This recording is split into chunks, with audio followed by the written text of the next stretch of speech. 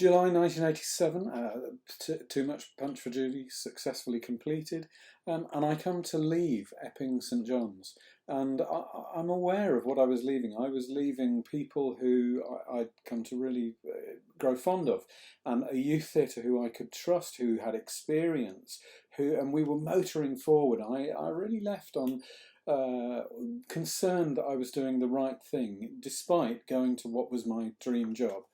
I also left my tutor group, 3E, quite an unusual tutor group in that they were put together by, the tutor groups were all too big, so they pulled 2 or 3 people out of each of the tutor groups and formed this new one. And I can remember a staff meeting and saying, who fancies doing this? So I said, yeah, I'd like to do it, kind of in the spirit of Milton Keynes.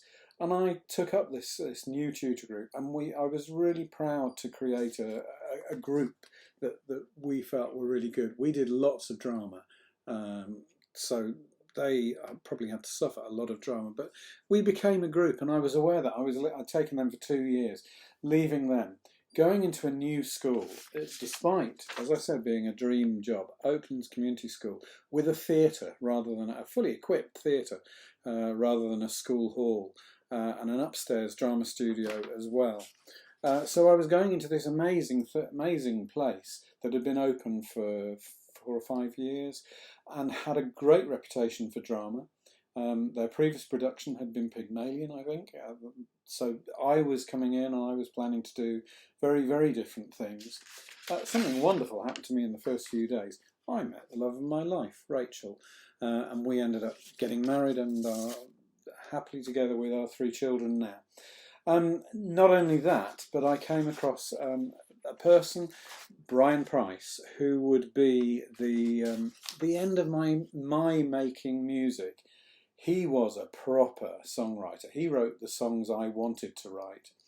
And I put to him the first, before I arrived at the school, so in a visit, I said, I really fancy doing Race to be Seen Again, the story of Graham Salmon. Explained it to him, and we agreed that he should write some new songs for it.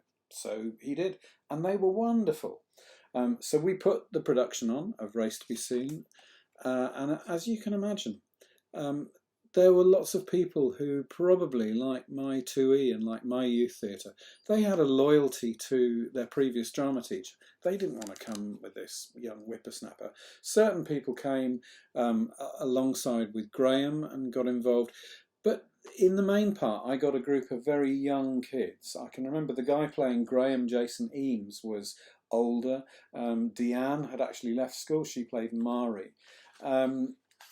And they came along, but they were the exception rather than the rule. So I got a group of young Year 9 students. It was very different running this youth theatre, who were used to very traditional drama, I felt, and doing my sort of drama. And there was a huge amount of suspicion about it. But we managed to get a little bit of TV interest, and that always does well to sell things to people. There we are with the BBC guy coming in to do a little programme about it. And then, of course, Graham arrives. And I can remember we'd worked on it for the whole term, and they hadn't met Graham, unlike Epping Youth Theatre. Graham arrives, and there's Graham and Mari, and a few members of the cast, and myself. And he arrived, there was like a concourse at the top, and the cast were there waiting. We didn't quite know when he was going to arrive from London. He arrived, a standing ovation to greet him. It was a wonderful experience doing that production with Graham and Brian's amazing music. And there's the poster for it. And we managed, I managed to incorporate some ideas for the 400 metre race at the end, which I felt we at Epping had some good ideas about. And one of the things that John Rowley had done is got up, this is in Epping, got up, run in front of us for ages and ages and ages, and got completely worn out. And we'd never been able to apply that successfully to the race scene in Race to be Seen, the final 400 metres. And at Southampton, we managed to do that by getting groups to do step-ups up up and down a stage rostra, with Graham running in slow motion. And then the step-ups continued, and gradually, during the 55 seconds that it took him to run the 400 metres, they flaked out. I mean, they were genuinely tired. And it got, I can remember that there was a Southampton runner, I think his name was Roger Hunt.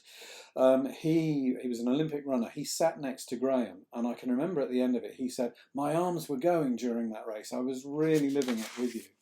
And the other thing I didn't say about that race was that in the original production, we'd said to Graham, "Whatever you manage to do at the European Championships, that will be the end to our play." And he said, "Oh God, I've got to watch myself lose time and time again." He went and won it for us. And so it provided an incredible ending. We had great reactions from Michael Fuller from the Southampton City Arts Council. He was saying, "My children know what they like, and they will let me know fairly soon if a play is not keeping their interest. Race to be Seen gripped them from the beginning with its direct style and enjoyable music. I must say that my wife Leslie and I found the play a good night out. You must be pleased with your team's efforts. Congratulations with your first production." And we had a number of other wonderful reactions. And the play was beginning to be performed. The Longman's book was out, and it was beginning to be performed all over. I won't say all over because it was rarely performed, but it was performed all over the country on occasions, and it was really nice. There was a big feature in the Times Ed supplement when a school did it, and at the end of the production that we'd done in Oaklands, I had a new idea that I wanted to do, and I wanted to use a group of those year 9s, mostly year 9s and 10s.